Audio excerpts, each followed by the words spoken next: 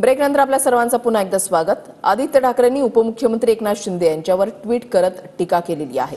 आज विधिमंडळामध्ये गद्दार उपमुख्यमंत्री बोलायला उभे राहिले। आदित्य ठाकरेंनी या शब्दात एकनाथ शिंदे यांच्यावर टीका केली आहे।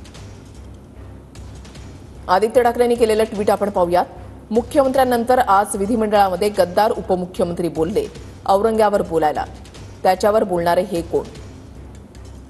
तर रायगडाच्या पालकमंत्र्यांनी ठेवलेल्या छत्रपती संभाजी महाराजांवरच्या चित्रपटाच्या शोवर बहिष्कार टाकणारे का? तर यांच्याकडे रायगडचं पालकमंत्रीपद आलं नाही म्हणून? जिल्हा कुठला? शिवरायांच्या राजधानीचा रायगड। चित्रपट कुठला? छत्रपती संभाजी महाराजांवरचा। स्वतःच्या स्वार्थासाठी कुठल्याही थराला जाणारी ही राजकारणी कीड जी आहे ती औरंग्याबद्दल आणि छत्रपती शिवरायांबद्दल बोलणार। हे तेच आहेत जे राज्यामध्ये द्वेष पसरवून राज्य पेटवू पाहत आहेत।